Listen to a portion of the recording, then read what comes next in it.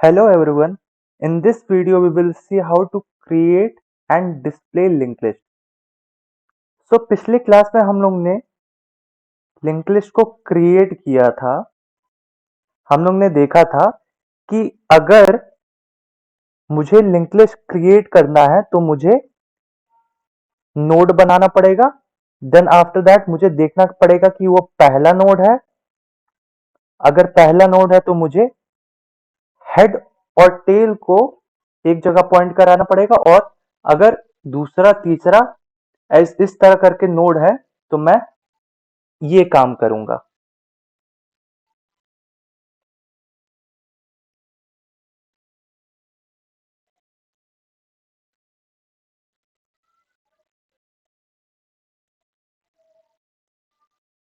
Hello everyone. In this video we will see how to create and display linked list. हम लोग ने पिछले class में देखा था कि अगर हम लोग को लिंक लिस्ट बनाने की जरूरत है तो मुझे सबसे पहले एक नोड बनाना पड़ेगा। Let's zoom this out. And फिर इसके बाद मुझे वैल्यू डालनी पड़ेगी, और फिर मैं उसको नल से पॉइंट करा दूंगा। और शुरू में मैं क्या करूंगा कि हेड और टेल को नल से पॉइंट करा के रखूंगा, क्योंकि अभी मेरे पास एक भी नोड नहीं बना हुआ है। देन आफ्टर दैट मैं चेक कर रहा हूं कि अगर हेड नल है तो इसका मतलब क्या हुआ, मतलब मैं पहला नोड बना रहा हूं। तो पहला नोड बना रहा हूं तो मैं क्या करूंगा, हेड और टेल को पहले नोड से पॉइंट करा दूंगा।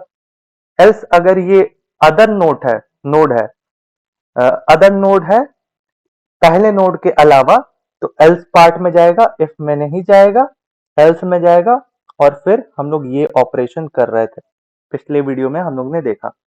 फिर मैंने बताया था कि अगर मुझे एक और नोड जोड़ने की जरूरत पड़ी यहां पे, तो मुझे फिर यही कोड, ये पूरा कोड यहां पे कॉपी पेस्ट करना पड़ेगा। इससे अच्छा हम लोग एक फंक्शन बनाते हैं। हम लोग ने ये पिछले क्लास में देखा था, सेम कोड है। अब इस वाले वीडियो में हम लोग कोड करेंगे एक फंक्शन जिसका नाम है अपेंड नोड, जो कि क्या करता है, एक तुमको नोड बनाता है, एक तुमको नोड बना के देगा। एंड देन अगर वो फर्स्ट नोड है तो कुछ ऑपरेशन होगा, और अगर सेकंड नोड है तो वो लास्ट में, लिंक लिस्ट के लास्ट में जाके जुड़ जाएगा। तो उसके लिए मुझे आर्ग्यूमेंट चाहिए struct node star H, struct node star T. And क्योंकि मैं उस नोड में कुछ वैल्यू डालना चाहता हूं, तो मैं इस तरह कर दूंगा। फाइन। अब मैं बताऊंगा कि मैं यहां पे डबल पॉइंटर क्यों यूज कर रहा हूं। यहां पे मैंने डबल पॉइंटर क्यों यूज किया मैं आगे बताऊंगा, बट मुझे पहले कोड लिखना पड़ेगा। तो कोड लिखने के लिए मुझे सेम काम करना है, स्ट्रक्ट नोड स्टार। जो पिछले क्लास में कोड मैंने लिखा फॉर लूप के अंदर, सेम काम अभी मुझे परफॉर्म करना है। फिर malloc and size of sn, struct node. sn का मतलब स्ट्रक्ट नोड, ठीक। देन मैंने क्या किया था, मैंने इसका जो डाटा था उसको मैं किसी रैंडम वैल्यू से, रैंडम वैल्यू मैं उस डाटा के अंदर रख रहा था, पर यहाँ पे मुझे वैल्यू देनी पड़ेगी। तो यहाँ पे मैं वैल्यू दे दूंगा जब मैं मेन फंक्शन में कॉल करूंगा अपेंड नोड को। देन आफ्टर दैट मैंने क्या किया था, क्योंकि ये फर्स्ट नोड है तो मतलब क्योंकि ये जो नोड है वो लिंक लिस्ट के लास्ट में जुड़ेगा, तो ये हमेशा लास्ट नोड ही रहेगा। अगर वो फर्स्ट नोड भी हुआ, मतलब अगर लिंक लिस्ट में कोई नोड नहीं है और पहला नोड ये है तो आखिरी भी ये रहेगा। एंड अगर तुम्हारे पास लिंक लिस्ट है भी, देन ये आखिर आखिर में जाके जुड़ेगा ये नोड। तो ये हमेशा इसका जो नेक्स्ट है वो नल से ही पॉइंट करेगा। देन मुझे चेक करना पड़ेगा क्या स्टार ऑफ एच नल है। यहाँ पे स्टार एच मैंने क्यों लिखा वो भी मैं बताऊंगा। और फिर मैं पीटीआर के बराबर कर दूंगा। सेम कोड जो मैंने पिछले क्लास में लिखा वही सेम कोड मैं लिख रहा हूं। एल्स मैं क्या कर रहा था, स्टार टी के जो नेक्स्ट है उसको पीटीआर के बराबर कर दे रहा था और मैं स्टार टी को पीटीआर के बराबर कर दे रहा था। तो ये मैंने बना लिया फंक्शन। अब देखो, जब मैं यहां पे फंक्शन कॉल करूंगा अपेंड नोड, जब मैं यहां पे कॉल करूंगा तब देखो मुझे यहाँ पे एड्रेस पास करना पड़ेगा। यहाँ पे टेल का एड्रेस और यहाँ पे वैल्यू, रैंडम कोई भी वैल्यू ले लो। मैंने 5 पास कर दिया। अब देखो मैंने यहाँ पे डबल पॉइंटर क्यों यूज किया। देखो मेन फंक्शन में जो हेड है, मेन फंक्शन में जो हेड है और मेन फंक्शन में जो टेल है वो एक पॉइंटर वेरिएबल है स्ट्रक्ट नोड टाइप का, और वो इस समय नल को पॉइंट कर रहा है, मतलब नल वाली वैल्यू स्टोर कर रहा है। ये किसी मेमोरी लोकेशन बना, ये किसी मेमोरी लोकेशन बना। देन आफ्टर दैट मैंने दो वेरिएबल यहां पे डिक्लेयर किया, एच और टी। तो एच जो है वो भी एक पॉइंटर वेरिएबल है जो कि 800 मेमोरी लोकेशन बना और 600 मान के चलो। अब देखो मैं इस क्लास में देखो मैं क्या कर रहा था। जब मेरा फर्स्ट नोड था, जब मेरा ये पहला नोड था, तब मैं हेड को और टेल को, दोनों को इस वाले लाइन में देखो, टेल को हेड को दोनों को इस नोड से पॉइंट करा दे रहा था। और जब मेरा लिंक लिस्ट बना हुआ है and then we have to append a node, तो मैं हेड को वहीं रख रहा था और टेल को मूव कर रहा था, मतलब टेल की वैल्यू चेंज कर रहा था। तो मुझे ये पता चला कि ये जो हेड है, ये हेड और ये टेल है, इसकी वैल्यू हमेशा नल नल नहीं रहेगी, इसकी वैल्यू चेंज होगी। तो अगर मैं इसकी वैल्यू इसमें पास करूं, तब क्या यहां चेंज करने से क्या मेरा ये चेंज होगा? क्या मेरा अपेंड नोड वाले फंक्शन में चेंजेस करने से ऊपर चेंज होगा? ऑब्वियसली नहीं। तो मुझे हेड का और टेल का एड्रेस पास करना पड़ेगा, जैसे मैंने यहां पे पास किया है। और क्योंकि ये पहले से ही एक पॉइंटर वेरिएबल है, नॉर्मल वेरिएबल रहता तो मैं स्ट्रक्ट नोड स्टार एच करता, लेकिन ये पहले से ही पॉइंटर वेरिएबल है तो मुझे डबल पॉइंटर की जरूरत पड़ी यहाँ पे। So that's why this is because I have used double pointer है। फिर इसके बाद देखो आओ चलते हैं और 3 नोड अपेंड करते हैं और देखते हैं कोड कैसे काम कर रहा है। सेम चीज मैं लिखूंगा और यहाँ पे 2, सेम चीज इस बार 7। जब फर्स्ट बार कॉल हुआ, जब फर्स्ट बार कॉल हुआ तो एक पीटीआर नाम का नोड बना यहाँ पे, उसके डाटा वाले पार्ट में जो वैल्यू थी वो चली गई 2, और उसका जो नेक्स्ट वाला पार्ट था विच इज दिस वन, उसके अंदर नल चला गया। स्टार एच क्या नल है? अगर मैं स्टार एच करूं तो क्या होगा? स्टार ऑफ 500 होगा which is equal to null. मतलब स्टार एच का मतलब होता है कि ये इसकी हेड की वैल्यू अंदर में जाके झांक के देखेगा क्या ये नल है कि नहीं। तो पहला नोड है तो हेड नल रहेगा ही, तो पहला नोड है तो ये नल नल रहेगा और ये ट्रू हो जाएगा और इसके अंदर चला जाएगा।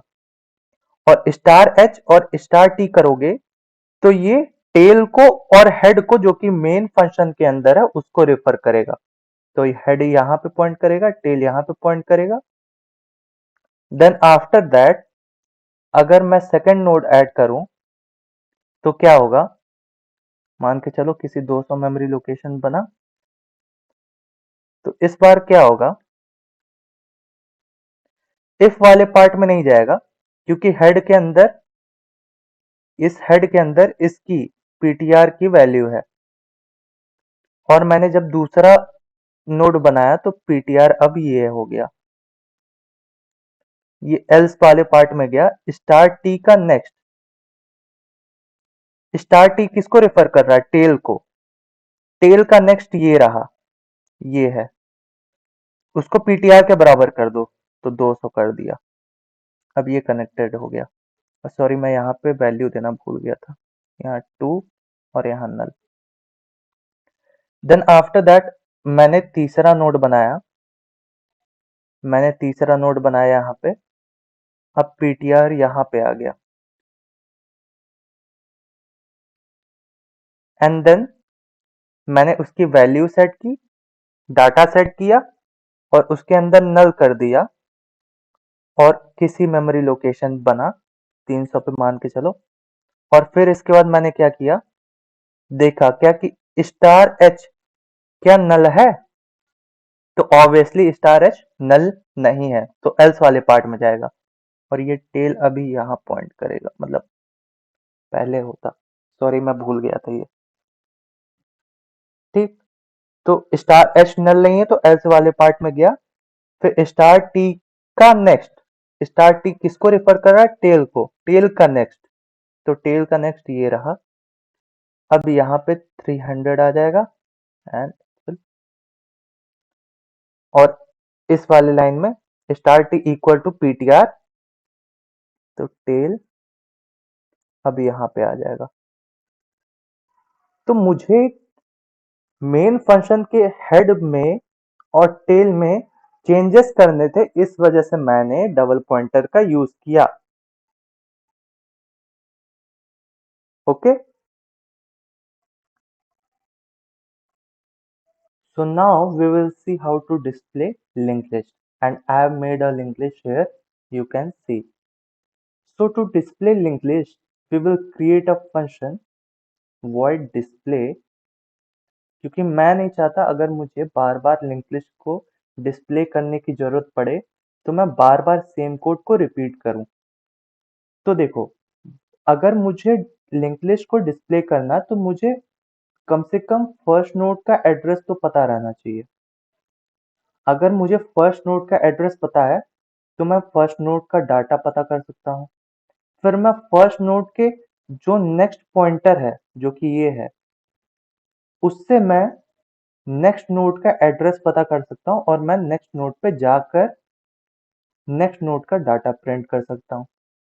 फिर नेक्स्ट नोड पे मैं चला गया, फिर नेक्स्ट के नेक्स्ट पॉइंटर पे मैं जाके अगले वाले का मैं अगले वाले का एड्रेस फाइंड कर सकता हूँ और उस नोड पे मैं जा सकता हूँ।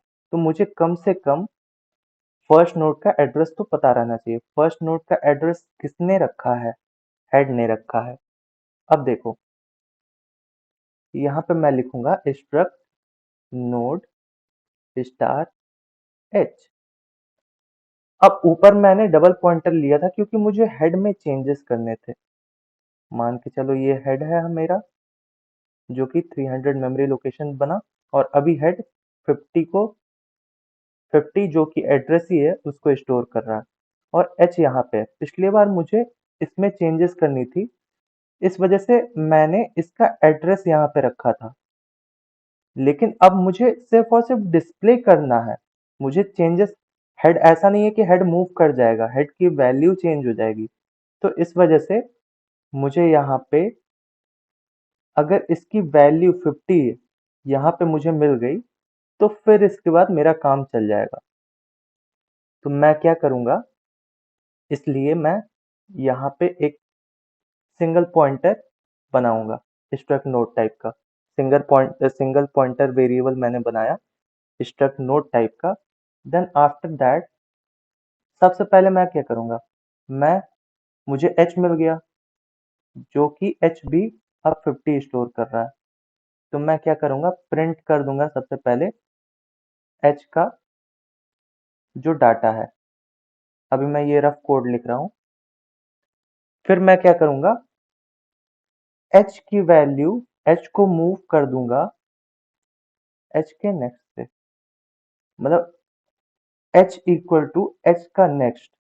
इससे क्या हो जाएगा, जो h अभी 50 स्टोर कर रहा था वो h का नेक्स्ट स्टोर करेगा। h के नेक्स्ट की वैल्यू क्या है, 100 है, तो h अब 100 हो जाएगा। अब फिर से मैं क्या करूँगा, प्रिंट कर दूँगा h का डाटा। अब h यहाँ पे नहीं रहा, अब h यहाँ पे आ गया है।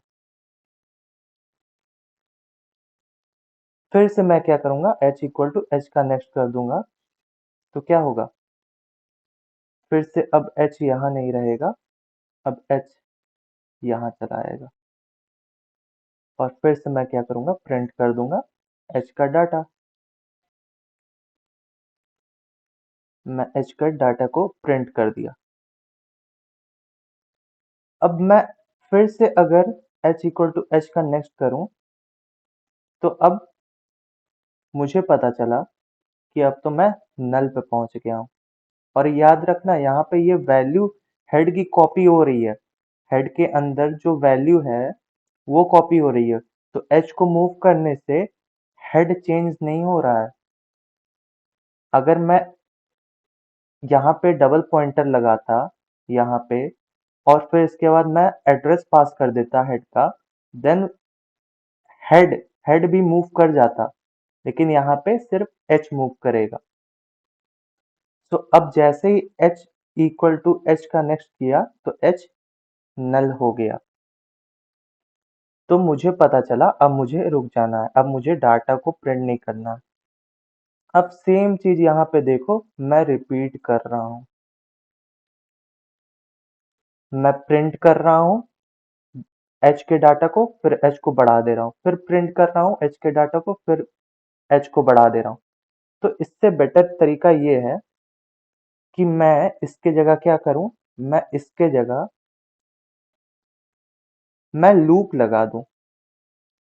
मैं सेम कोड बार-बार लिखने की जगह मैं लूप लगा दूँ।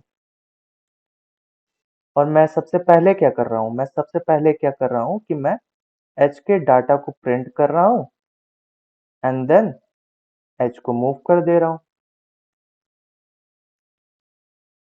और h को मूव करते-करते मैं कब रुका, जब h की वैल्यू नल हो गई तब मैं रुक गया। तो कब तक मुझे डाटा प्रिंट करना है, जब तक h नल ना हो जाए, तब तक मुझे डाटा प्रिंट करते रहना है। और फिर इसके बाद मैं क्या करूँगा, यहाँ पे अगर नल भी प्रिंट करना तो यहाँ पे नल को भी प्रिंट कर दो।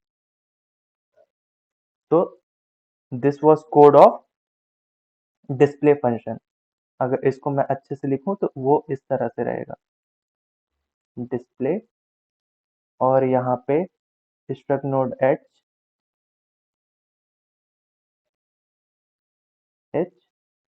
एंड देन मैं वाइल लूप चला दूंगा। वाइल लूप मैंने चला दिया, जब तक h not equal to null होगा तब तक मुझे वाइल लूप चलाना है। और मुझे प्रिंटफ करना है क्या, परसेंट डी, और मैं ये भी दे देता हूँ क्योंकि फिर इस तरह से आएगा 1 2, इस तरह से प्रिंट होगा, तो मैं ये भी देता हूँ। और यहाँ पे मुझे क्या डालना पड़ेगा, एच का डाटा, और मुझे एच को मूव भी करना है। और लास्ट में मुझे यहाँ पे नल प्रिंट होते हुए दिखना चाहिए, तो मैं यहाँ पे क्या करूँगा, print F null \n। So this was display function, how to display a linked list. So this will display linked list. So this was all in this video, guys, and please access the playlist of linked list. And thank you so much, guys, for watching this video. Stay connected.